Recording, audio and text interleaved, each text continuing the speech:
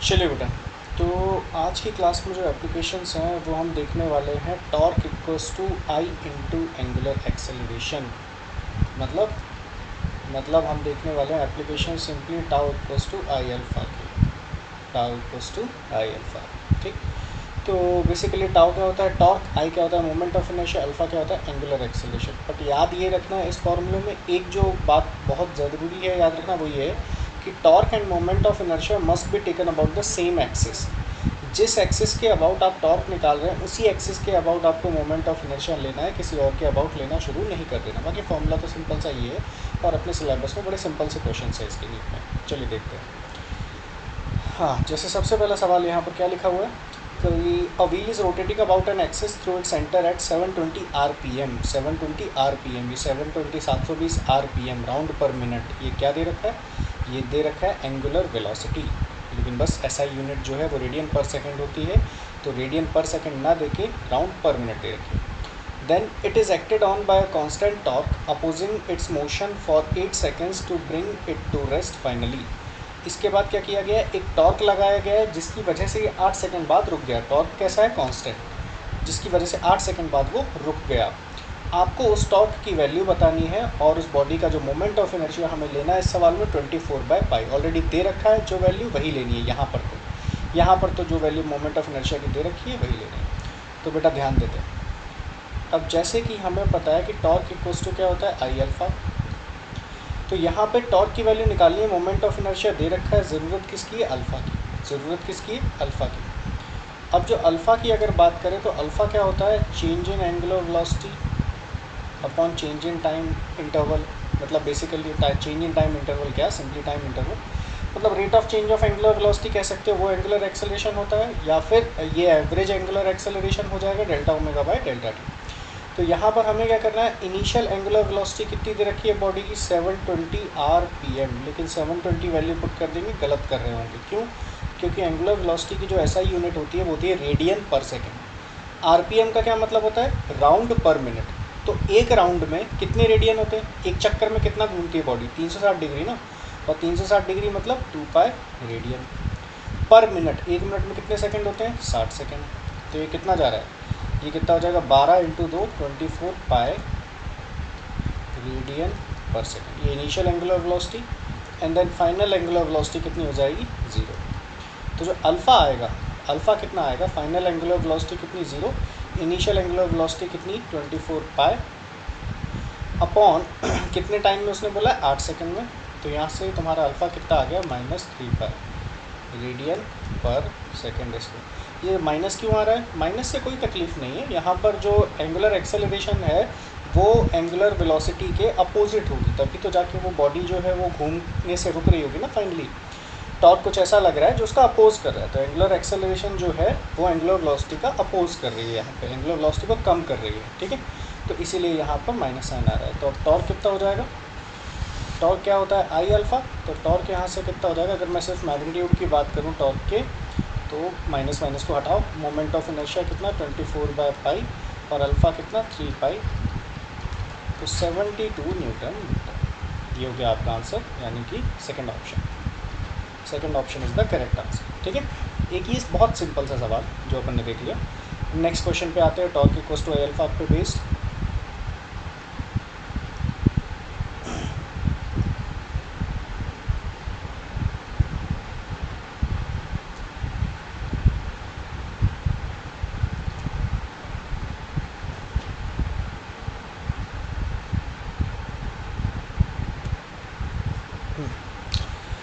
चलिए next question की बात करते हैं। नेक्स्ट एग्जांपल हमारा क्या कह रहा है कि एक रॉड है जो कि 45 डिग्री एंगल बना रही है हॉरिजॉन्टल से, और इसकी लेंथ l है। तो एंगुलर एक्सेलरेशन हमें बतानी है, इसकी इनिशियल एंगुलर एक्सेलरेशन बतानी है जैसे ही हम रॉड को छोड़ेंगे।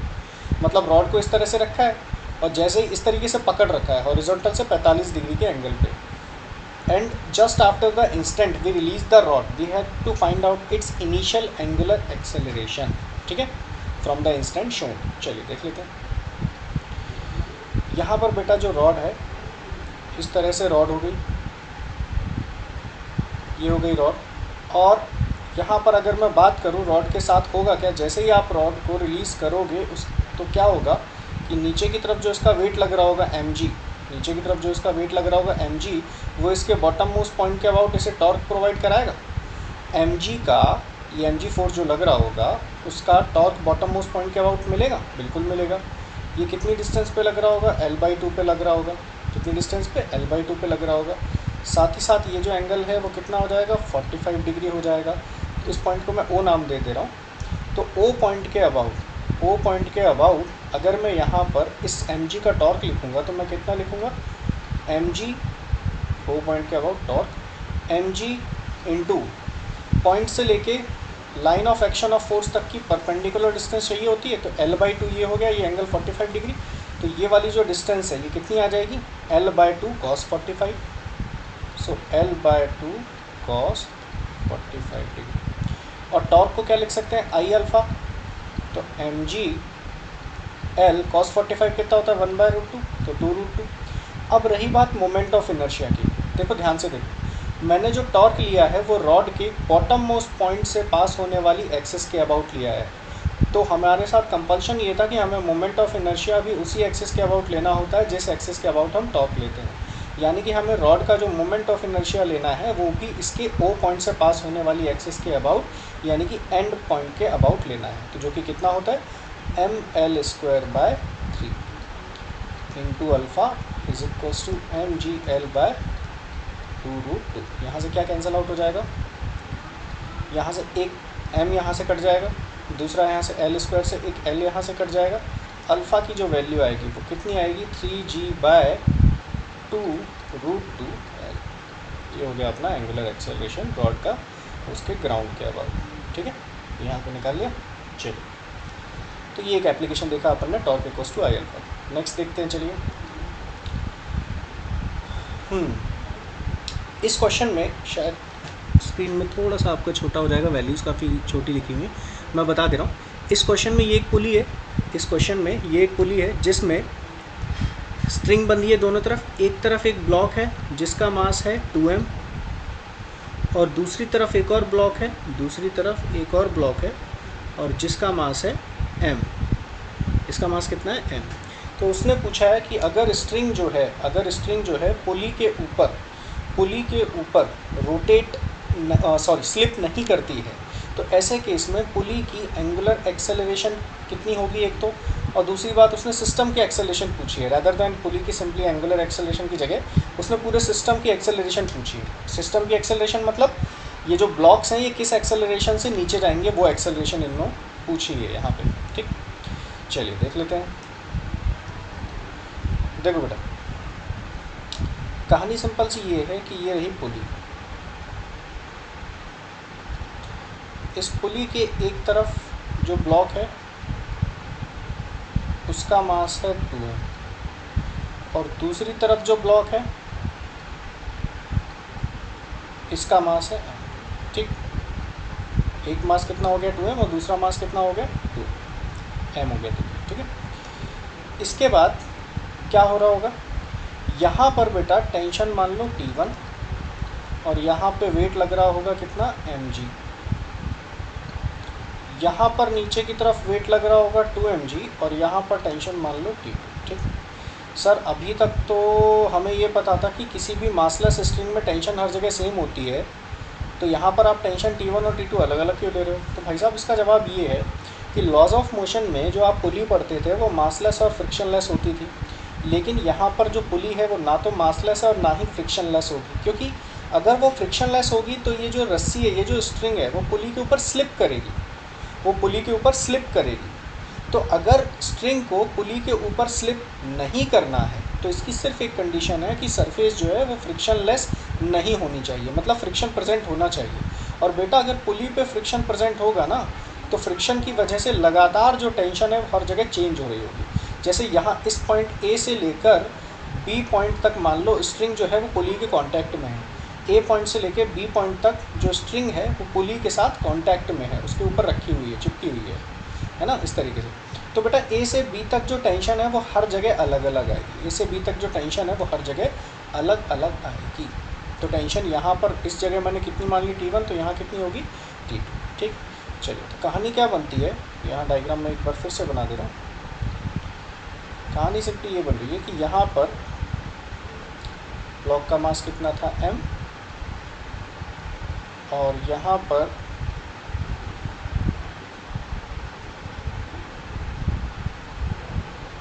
ब्लॉक का मास कितना था 2। ठीक, चलिए यहाँ पर टेंशन कितनी हो गई T1, और यहाँ पर टेंशन कितनी मान ली थी T2। यहाँ T1 है तो यहाँ भी कितनी होगी T1।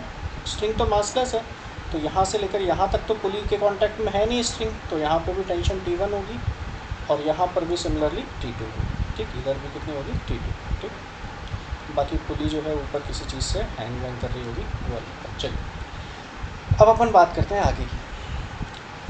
मान लो सिस्टम का जो एक्सेलरेशन है जो कि हमें कैलकुलेट करना है वो है a। मान लो सिस्टम का जो एक्सेलरेशन है वो कितना है a। ठीक, अब ये 2mg और ये mg, ऑब्वियसली ये वाला भारी है तो a एक्सेलरेशन इसका नीचे की तरफ होगा, तो इसका a एक्सेलरेशन ऊपर की तरफ होगा। ये बात तो अपन लॉज ऑफ मोशन में जान चुके हैं। तो बेटा यहाँ पर हो क्या रहा है, यहाँ पर जो ब्लॉक्स हैं वो ट्रांसलेशनल मोशन कर रहे हैं, सीधे जा रहे हैं। मतलब अगर मैं सिंपल सी भाषा में कहूँ तो यहाँ पर जो ब्लॉक्स हैं एक नीचे जा रहा है एक ऊपर जा रहा है, लेकिन जो पुली है वो फ्रिक्शनलेस है नहीं। इस बार फ्रिक्शन वहाँ पर प्रेजेंट है और दोनों तरफ टेंशन अलग अलग भी है। तो इन टेंशन की वजह से जो पुली है वो यहाँ पर रोटेट होने लगेगी, हालांकि जो पुली को रोटेट कराने के लिए टॉर्क रिस्पॉन्सिबल होगा वो फ्रिक्शन प्रोवाइड करा रहा होगा, लेकिन उतना डिटेल में अपन को जाना नहीं है। अपने लिए बड़ी सिंपल सी बात यहाँ पर समझ में आ जाएगी। ठीक है, देखिए सबसे पहले मैं ट्रांसलेशनल मोशन की इक्वेशन लिखूँ। अगर ट्रांसलेशनल मोशन की इक्वेशंस लिखूँ जो अपन ने न्यूटन्स लॉज ऑफ मोशन में पढ़ी थी, पहले मैं 2m वाले ब्लॉक के लिए लिखूँ तो मैं क्या लिखूँगा, 2mg minus T2 is equals to 2m into A. पहली इक्वेशन ये होगी। दूसरी इसकी इक्वेशन क्या लिखूँगा मैं, T1 minus mg is equal to m into A. ठीक, अब यहाँ पर ध्यान दो, दो इक्वेशन है लेकिन अननोन 3 है, T1 T2 और a। हालांकि अपन को सवाल में a निकालना है, लेकिन दो इक्वेशन है, अननोन 3 है, तो इससे तो काम बनेगा नहीं, एक इक्वेशन और चाहिए। तो अब इक्वेशन कौन प्रोवाइड कराएगा, पुली का रोटेशनल मोशन जो है वो इक्वेशन प्रोवाइड कराएगा। कैसे, पुली पे अगर मैं बात करूँ टॉर्क कितना लगेगा, तो ध्यान से देखो, पुली के सेंटर से लेके पुली की जहाँ पर रस्सी बंधी है पुली के ऊपर, सेंटर से लेके वहाँ तक की डिस्टेंस कितनी होगी, r होगी, रेडियस के बराबर। ये भी डिस्टेंस कितनी होगी, r होगी, और ये पीछे वाली भी डिस्टेंस कितनी होगी, r होगी। ठीक, तो पुली के सेंटर के अबाउट अगर मैं टॉर्क लिखूँ, ठीक है, तो मैं टॉर्क जो पुली के सेंटर के अबाउट लिखूँगा तो वो क्या लिखूँगा, T2 इंटू आर। T2 की टेंशन का टॉर्क कितना आएगा, T2 into perpendicular distance r minus T1 into R. Minus क्यों किया, क्योंकि ध्यान से देखना सेंटर के अबाउट T2 के टॉर्क का डायरेक्शन अंदर की तरफ आएगा, और सेंटर के अबाउट T1 की टॉर्क का डायरेक्शन जो है वो बाहर की तरफ आएगा। मतलब दोनों जो टॉर्क हैं वो अपोजिट डायरेक्शन में आ रहे हैं, इसलिए नेट टॉर्क निकालने के लिए मुझे एक को घटाना पड़ेगा, सिंपल सी बात। ठीक, अब नेट टॉर्क को मैं क्या लिख सकता हूँ, I into alpha. Net torque को क्या लिख सकता हूँ, I इंटू अल्फ़ा। तो यहाँ से T2 minus T1 into R is equals to I alpha, T2 minus T1 is equals to I into alpha by R. अब बेटा ध्यान से देखना, एक चीज़ मैं अब जो आपको बताने जा रहा हूँ कि यहाँ पर जो पुली है, ठीक,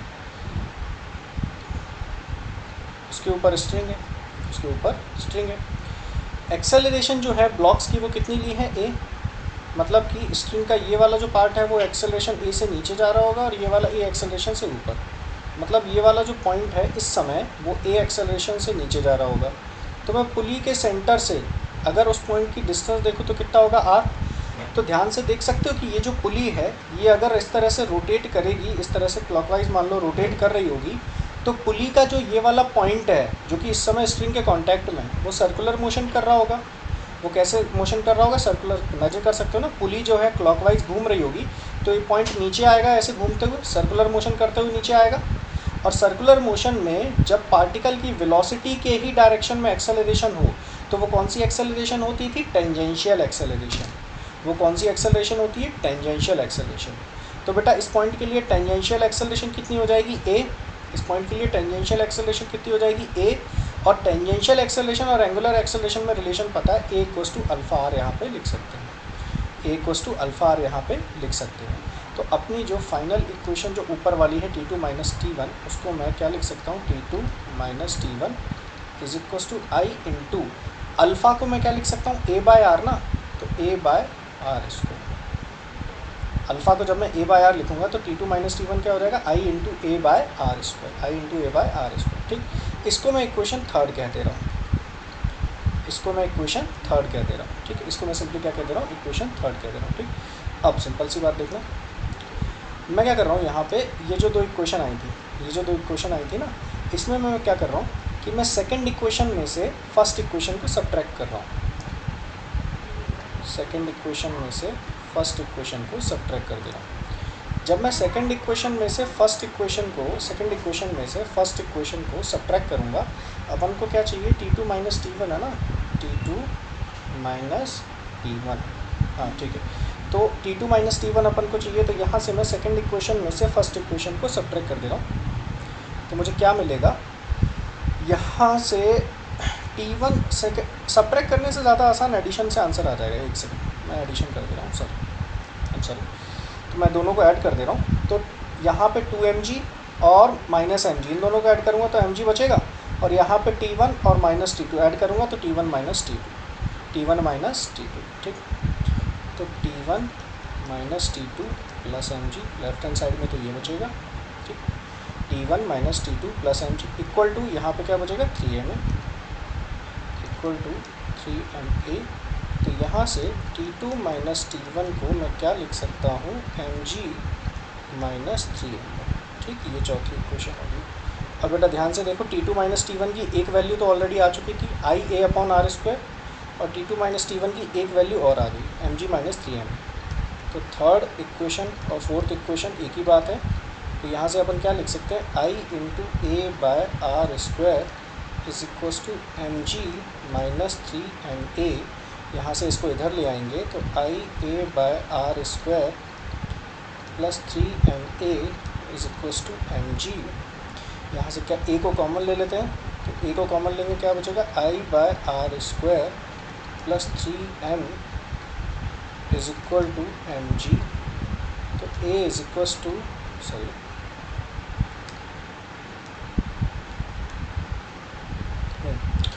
a equal to mg by I by R square plus 3m, mg by I by R square plus 3m। अब यहाँ पे अगर चाहो तो m को ऊपर से कॉमन ले लेते हैं, तो g, और यहाँ क्या बचेगा, I by M R square plus 3, I by M R square plus 3। तो कौन सा ऑप्शन आ रहा है, G by I by M R square plus 3, यानी कि फर्स्ट ऑप्शन।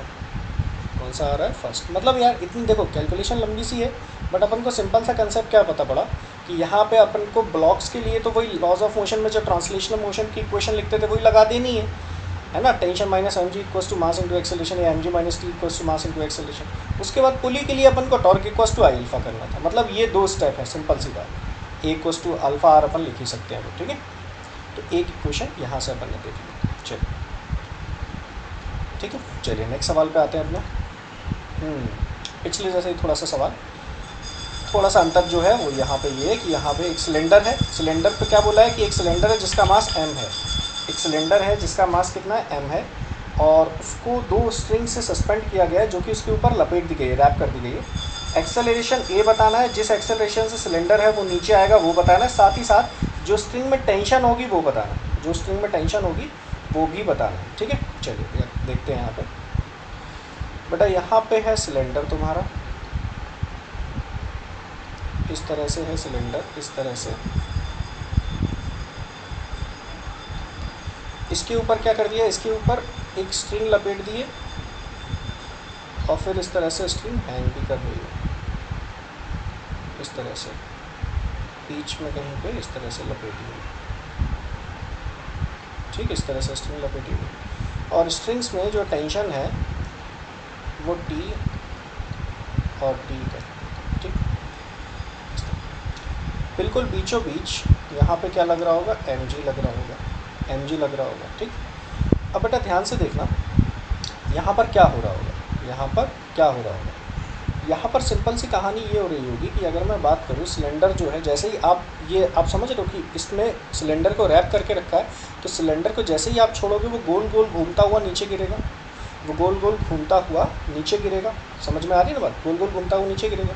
तो ध्यान से देखो सिलेंडर का क्या हो रहा होगा, एक तो ट्रांसलेशनल मोशन कर रहा होगा सिलेंडर का सेंटर ऑफ मास सीधा नीचे गिर रहा होगा, सीधा जो है वो नीचे गिर रहा होगा। समझ में आ रही है ना बात। और साथ ही साथ जो सिलेंडर है वो रोटेट भी कर रहा होगा।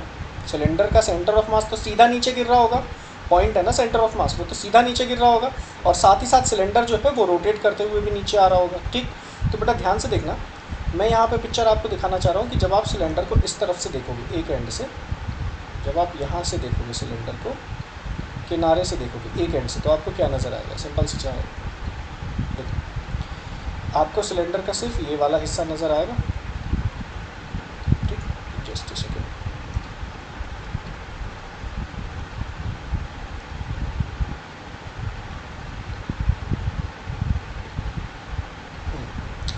यहाँ पे क्या लग रहा होगा, सिलेंडर का सेंटर ऑफ मास पे क्या लग रहा होगा, mg, और साथ ही साथ पीछे की तरफ यहाँ पे नेट टेंशन कितनी हो रही है, 2t, टी इसकी, तो मैं 2t यहाँ पे ड्रॉ कर दे रहा हूँ, साइड व्यू ले रहा हूँ मैं यहाँ पे इसका, सिलेंडर का साइड व्यू ले रहा हूँ। ठीक है, तो सेंटर ऑफ मास जिस एक्सेलरेशन से नीचे गिरेगा वो मैंने ACM लिख दिया, वो मैंने क्या लिख दिया, ACM। ठीक है, चलो अब बात कर लेते हैं। देखना, अगर मैं सेंटर ऑफ मास के ट्रांसलेशनल मोशन की बात करूँ तो ट्रांसलेशनल मोशन मुझे ये कहता है कि mg minus 2t is equal to mass into acceleration, ये ले लिया। फिर मैं रोटेशनल मोशन की बात करूँ तो सेंटर ऑफ मास के अबाउट, सिलेंडर के सेंटर ऑफ मास के अबाउट, सिलेंडर के सेंटर ऑफ मास के अबाउट अगर मैं उन दोनों टेंशन का टॉर्क लिखूँ तो टॉर्क कितना आएगा, पहले तो टॉर्क का फॉर्मूला क्या होता है वो लिख लेता हूँ, torque equals to I alpha, ये CM का मतलब है मैं सेंटर ऑफ मास के अबाउट ले रहा हूँ। ठीक है, तो torque equals to I alpha, अब इसके बाद मैं यहाँ लिख रहा हूँ बेटा, तो टॉर्क कितना आएगा सेंटर ऑफ मास के अबाउट इन टेंशन का टॉर्क कितना आएगा, 2t into R is equals to ICM cylinder है, ICM अगर मान लो सिलेंडर के बारे में जानकारी नहीं दी है तो आप सॉलिड सिलेंडर मान लेना, तो सॉलिड सिलेंडर का मोमेंट ऑफ इनर्शिया कितना हो जाएगा, mr² into alpha, mr² into alpha, यहाँ से ये आ गया। ठीक, चलिए बहुत बढ़िया। अब यहाँ से एक आर तो कट जाएगा इस जगह पे, एक सेकंड जस्ट, यहाँ से ये एक आर कैंसिल आउट हुआ। ठीक, तो यहाँ से आप t की वैल्यू जो है वो क्या लिख सकते हैं, t की वैल्यू या 2t पूरा लिख देता हूँ, 2t की वैल्यू जो है वो क्या आएगी, m अल्फ़ा r बाय 2, ये आ गया आपकी m अल्फ़ा r बाय। ठीक, चल इसके बाद ACM को आप क्या लिख सकते हैं, अल्फ़ा इंटू आर, ACM को आप क्या लिख सकते हैं, सिंपली ACM को आप क्या लिख सकते हैं, अल्फ़ा इंटू आर, यहाँ से ही लिख सकते हैं। तो आपकी जो इक्वेशन है, ये इक्वेशन फर्स्ट ले लो, तो इक्वेशन फर्स्ट ले लो इसको, और 2t की जो वैल्यू है, तो 2t की वैल्यू आप क्या लिख सकते हो, यहाँ से जो ऊपर आई है 2t is equals to m ACM by 2। तो ये जो 2t की वैल्यू आई है, put 2t in equation first, तो जब फर्स्ट इक्वेशन में 2t की वैल्यू पुट करेंगे तो क्या बचेगा, mg माइनस MACM लिख लो या MA simply by 2 is equals to MA। ठीक है, तो 3MA by 2 is equals to mg, तो a की वैल्यू तो यहाँ से कितनी आ गई, 2g बाय 3, a की वैल्यू यहाँ से कितनी आ गई आपकी, 2g बाय 3। जस्ट तो सेंटर ऑफ मास जिस एक्सेलरेशन से नीचे गिरेगा वो कितना आ गया, 2g बाय 3। तो 2g बाय 3 वाला वैसे तो ऑप्शन एक ही दिख रहा है, बट टेंशन फिर भी अपन कैलकुलेट कर लेते हैं, टेंशन एक बार अपन फिर से कैलकुलेट कर लेते हैं यहाँ पे। अब ये जो इक्वेशन आई है ना 2t equals to MACM bye 2, इसको मैं सेकंड इक्वेशन कह दे रहा हूँ, और a की जो वैल्यू है, a या ACM जो भी लिखना चाहो, एक ही चीज़ लिखी है मैंने। तो यहाँ पर मैं पहली वाली ये जो a की वैल्यू है उसे 2t वाली इक्वेशन में, दूसरी इक्वेशन में पुट कर रहा हूँ, पुट a इन सेकेंड, तो मैं क्या लिखूँगा, 2t is equals to m by 2 into a की वैल्यू 2g बाय 3, 2 से 2 कैंसिल आउट हुआ, तो यहाँ से आपकी जो टेंशन की वैल्यू है इधर से कितनी निकल के आई, कितनी आ रही है, mg बाय 6। तो एक्सेलरेशन आपका कितना आया, 2g बाय 3, टेंशन आपका कितना निकल के आया, mg/6। So 4th is the correct answer. ये जो ऑप्शन है आपका चौथा, ये बिल्कुल सही है। ठीक, समझे ना। तो मतलब मैंने क्या किया, सिलेंडर का ट्रांसलेशनल मोशन देखा। ट्रांसलेशनल मोशन सिलेंडर का मतलब सेंटर ऑफ मास का। किसका ट्रांसलेशनल मोशन, सेंटर ऑफ मास का। और फिर सेंटर ऑफ मास के अबाउट बॉडी जो है वो कैसा मोशन कर रही थी, रोटेशनल। सेंटर ऑफ मास के अबाउट वो बॉडी है वो कैसा मोशन कर रही थी, सिंपली रोटेशनल। तो वो ट्रांसलेशनल मोशन का मतलब हो गया force equals to mass into acceleration, और रोटेशनल मोशन का मतलब हो गया simply torque equals to I alpha. बस ये सिंपल सी बात। ठीक, चलिए एक और क्वेश्चन देखते हैं torque equals to I alpha पे बेस्ड। बेटा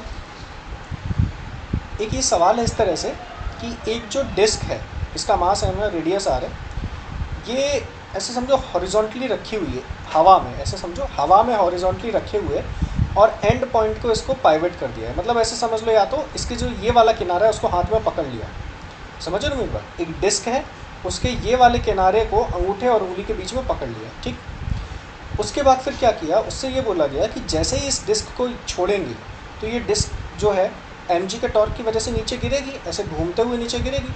जैसे सिंपली आप मार्कर को एक एंड को, पेन के एक एंड को पकड़ो और छोड़ दो तो दूसरा एंड नीचे गिरेगा, वैसे ये डिस्क नीचे गिरेगी। तो जब ये डिस्क हॉरिजॉन्टल से थीटा एंगल बनाएगी तो उस समय इस डिस्क की एंगुलर एक्सेलरेशन कितनी होगी वो बताएं। एंगुलर एक्सेलरेशन कितनी होगी वो बताएं। ठीक है, चलिए देखते हैं यहाँ पर कहानी क्या है। जब बेटा डिस्क जो है, मैं डिस्क की जगह एक सिंपल लाइन बना देता हूँ, थोड़ा सा आसानी से समझ में आए। पहले डिस्क ऐसी थी, ये डिस्क का डायमीटर हो गया, मान लो ये डिस्क का क्या हो गया, डायमीटर। फिर उसके बाद जो डिस्क है वो ऐसे गिर जाए नीचे की तरफ, ऐसे गिर जाए आके इस तरह से कहीं गिर जाए, कितना एंगल घूम जाए, थीटा। कितना एंगल घूम जाए, थीटा। तो इस समय जब वो थीटा एंगल घूम गई है तब उसका एंगुलर एक्सेलरेशन कितना होगा वो बताना है। तो भैया ये नीचे क्यों गिरी, क्योंकि यहाँ पे क्या लग रहा होगा, mg। यहाँ पे क्या लग रहा होगा, mg। ये डिस्क का एंड पॉइंट है, पाइवेटेड पॉइंट है, तो यहाँ से लेकर सेंटर तक की दूरी कितनी होगी, r। यहाँ से लेकर सेंटर तक की दूरी कितनी होगी, r। इसको मैं o कह दे रहा हूँ, यहाँ पे मैं o कह दे रहा हूँ। अब o पॉइंट के अबाउट अगर मैं mg का टॉर्क लिखूँ, o पॉइंट के अबाउट अगर मैं mg का टॉर्क लिखूँ, तो बेटा ध्यान से देखना, अपन को क्या चाहिए होता है कि line of action of force तक की, ये mg की लाइन ऑफ एक्शन हो गई, ऊपर की तरफ मैंने बना दी यहाँ पे। तो पॉइंट से लेके line of action of force तक की परपेंडिकुलर डिस्टेंस चाहिए होती है। तो ये डिस्टेंस कितनी हो गई, r। तो r का ये जो कंपोनेंट है ये कितना आएगा, r cos थीटा। कितना आ जाएगा, r cos थीटा। तो o पॉइंट के अबाउट mg का टॉर्क कितना आया, mg into perpendicular distance r cos theta. अब टॉर्क को मैं क्या लिख सकता हूँ, I alpha mg into R cos theta. ठीक, mg into R cos theta. अब I की मैं बात कर लूँ, I की अगर मैं बात करूँ तो ये जो मोमेंट ऑफ इनर्शिया मुझे निकालना है ना रॉड का, ये सॉरी डिस्क का, तो ध्यान से देखना, मैं मोमेंट ऑफ इनर्शिया किस एक्सिस के अबाउट की बात कर रहा हूँ। ये डिस्क है, डिस्क को ऐसे ऐसे यहाँ पे पाइवट किया है, तो इस एक्सिस के अबाउट मोमेंट ऑफ इनर्शिया चाहिए, सेंटर ऑफ मास के अबाउट नहीं। अगर सेंटर ऑफ मास के अबाउट में बात करूँ तो सेंटर ऑफ मास के अबाउट मोमेंट ऑफ इनर्शिया कितना हो जाएगा, mr²/2। तो ये दोनों एक्सिस कैसी पैरेलल दिख रही हैं, तो पैरेलल एक्सिस थ्योरम लगा दो, ICM प्लस ये दोनों एक्सिस के बीच में डिस्टेंस कितनी, r, ICM प्लस mr²। तो I is equals to mr²/2 plus mr², कितना आ गया, 3mr²/2। ठीक, तो मोमेंट ऑफ इनर्शिया mr²/2 नहीं लेना है, कितना लेना है, 3mr²/2। तो आपकी जो इक्वेशन है आई अल्फ़ा वाली, उसमें से आई क्या हो गया, 3mr²/2 into alpha is equals to mg into R cos theta. तो यहाँ से जो भी आपका है वो काट दो, जो भी चीज़ें आर वार एम एम जो भी कट रहा हो काट दो। यहाँ से वैल्यू क्या बची, 2g और क्या बचेगा, cos theta by 3r, 2g cos theta by 3r। ठीक है, यूनिट एक बार चेक कर लेता हूँ, कुछ सही लिखा है, g का मीटर पर सेकंड स्क्वायर, r का मीटर, मीटर मीटर कट जाएगा, सही answer 2g cos theta by 3r। ये आपका एंगुलर एक्सीलरेशन होगा। ठीक, तो इस तरीके से torque equals to I alpha का एक लॉजिक या एक कंसेप्ट यहाँ पर लिखा। ठीक, चलिए नेक्स्ट क्वेश्चन मैं आपको बताता हूँ क्या है, देखना ध्यान से। नेक्स्ट क्वेश्चन ये है, बड़ा ही सिंपल सा और बड़ा ही फेमस क्वेश्चन है कि मान लो दो स्ट्रिंग की मदद से एक जो है वो रॉड थी, हैंग कर रही थी। दो स्ट्रिंग की मदद से एक रॉड है जो कि हैंग कर रही थी, इस तरह से। देखो फ्रेंड्स,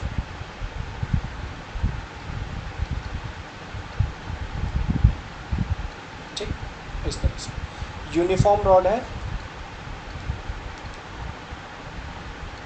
यूनिफॉर्म रॉड है, मास है इसका m, लेंथ है इसकी l। ठीक, अब क्वेश्चन ये है कि जैसे ही हम इस स्ट्रिंग को किसी भी एक, मतलब इस स्ट्रिंग का मतलब स्पेसिफिक नहीं, किसी भी एक स्ट्रिंग को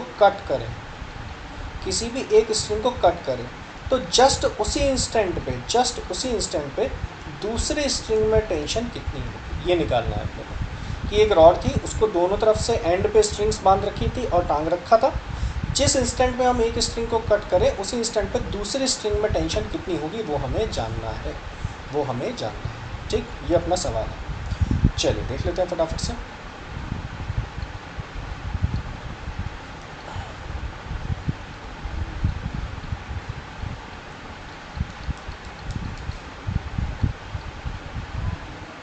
यहाँ पर बेटा एक स्ट्रिंग को जस्ट कट करने वाले हैं, तो आप इमेजिन कर सकते हो जैसे ही एक स्ट्रिंग को कट करेंगे तो जो रॉड है वो एक एंड के अबाउट घूम जाएगी। जैसे मान लो ये वाली रस्सी को काट दिया आपने, इस स्ट्रिंग को गायब कर दिया, मिटाई देता हूँ। इस स्ट्रिंग को आपने जो है वो गायब कर दिया। ठीक, तो होगा क्या कि यहाँ पे जो रॉड है उसके सेंटर ऑफ ग्रेविटी, या फिलहाल सेंटर ऑफ मास जो भी कहो एक बार, पर क्या लग रहा होगा mg। तो ये जो रॉड है इसका जो एंड वाला पॉइंट है, इसको मैं O नाम दे दे रहा हूँ। mg का टॉर्क जो है O पॉइंट के अबाउट मिलना शुरू हो जाएगा, जिसकी वजह से ये रॉड जो है वो रोटेट करना चालू कर देगी एंड के अबाउट। रॉड के सेंटर ऑफ मास को अगर मैं देखूँ तो रॉड का सेंटर ऑफ मास जो है वो ऐसे घूमता हुआ नज़र आएगा इस तरह से। ये जो पॉइंट है ना, ये जो पॉइंट है ऐसे नीचे गिरते हुए ऐसे घूमता हुआ नज़र आएगा। पॉइंट मतलब ये कौन सा, सेंटर ऑफ मास। तो सेंटर ऑफ मास जो है वो बड़ा सिंपल सा प्यारा सा सर्कुलर मोशन करता हुआ नज़र आएगा नीचे की तरफ, और उसके सर्कल का रेडियस कितना होगा r। और ये सब क्यों हो रहा है, क्योंकि mg का टॉर्क मिल रहा है O पॉइंट के अबाउट, mg का टॉर्क मिल रहा है O पॉइंट के अबाउट। ठीक, तो भाई साहब यहाँ पर अगर मैं टेंशन T मान लूँ तो एक इक्वेशन मुझे सिंपली क्या मिल जाएगी, सेंटर ऑफ मास की जो एक्सेलरेशन है वो मैं a लिख ले रहा हूँ, सेंटर ऑफ मास की, या ACM कर ले रहा हूँ। तो एक इक्वेशन मुझे क्या मिल जाएगी, mg minus T is equals to m into ACM। एक इक्वेशन तो मुझे ये मिल गई। Net force equals to mass into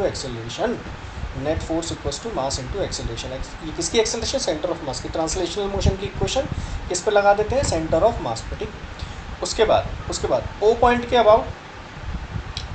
के अबाउट अगर मैं टॉर्क लिखूँ तो O पॉइंट के अबाउट टॉर्क mg का मिलेगा, कितना मिलेगा, mg इंटू डिस्टेंस कितनी O पॉइंट से r, परपेंडिकुलर डिस्टेंस r।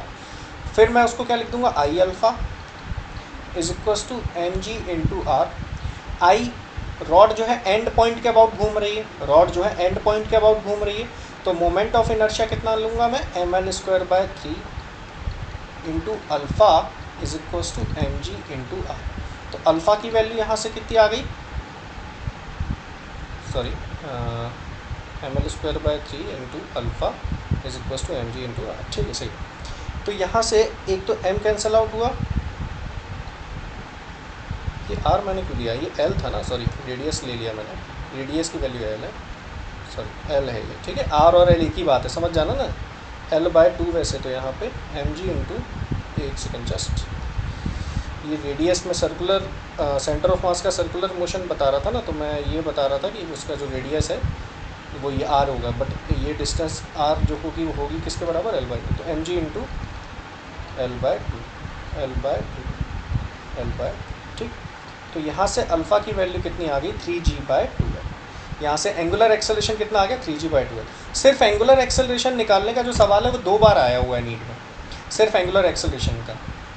ये इसी तरीके से कि एक रॉड बंधी हुई है एंड से, उसको अगर छोड़ दें तो बताओ उसका इनिशियल एंगुलर एक्सेलरेशन कितना होगा। तो सिर्फ ये वाला वैल्यू निकालने का सवाल 2 बार आया, बट इसके आगे की स्टेप और है अपने को तो टेंशन तक पहुँचना है। ठीक है, टेंशन तक जाना है। ठीक, तो अब बेटा ध्यान से देखो, अल्फ़ा की वैल्यू 3g/2l आ गई, अब ध्यान से देखना, जो मैंने कहानी बताई थी, आर जो मैंने डाला था यहाँ पे, वो इसके यूज़ करने जा रहा हूँ। सेंटर ऑफ मास यहाँ पे सिंपली कैसा मोशन करने वाला है, सर्कुलर मोशन करने वाला है। उसके सर्कुलर मोशन का रेडियस कितना होगा, आर होगा, और उसके सर्कल का सेंटर कहाँ होगा, सेंटर ऑफ मास जो सर्कल बनाएगा, सेंटर ऑफ मास रॉड का जो है, जो सर्कल बना रहा है उसका सेंटर कहाँ होगा, ओ। तो सेंटर पे टेंजेंशियल एक्सेलरेशन और एंगुलर एक्सेलरेशन, सर्कुलर मोशन में टेंजेंशियल एक्सेलरेशन और एंगुलर एक्सेलरेशन के बीच में रिलेशन क्या होता है, A equals to alpha, A C M equals to alpha, यहाँ से लिख दिया। और आर की वैल्यू कितनी है, L by two, A C M equals to alpha into L by two. तो ए सी एम की वैल्यू यहाँ से कितनी आ गई, अल्फ़ा की वैल्यू कितनी हो गई, 3g by 2l into L by two, L से एल कैंसिल आउट हुआ, ए सी एम की वैल्यू कितनी आ गई, 3g बाय 4। तो अब जो ए सी एम है वो पहली इक्वेशन में पुट कर दो, put A C M in first. तो M G minus T is equals to M into 3g by 4। तो टेंशन यहाँ से कितनी आ जाएगी, 1 माइनस 3 बाय 4 यानी कि एम जी बाय 4। ठीक, तो ये आपकी टेंशन की वैल्यू है, याद यहाँ से। तो यहाँ पर अपन ने torque equals to I alpha का कंसेप्ट जाना और साथ ही साथ उस पर बेस्ड कुछ सवाल किए। ठीक है, चलिए इसके आगे फिर अपन नेक्स्ट वीडियो में